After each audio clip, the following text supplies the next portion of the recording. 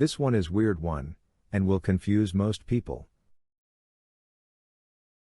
If you get this warning message, do not panic. The most common reason for this message is simple: it means your driver's door is not fully closed. To fix it, park the vehicle, make sure you move the gear selector to P, open the driver's door, and close it again to clear the message.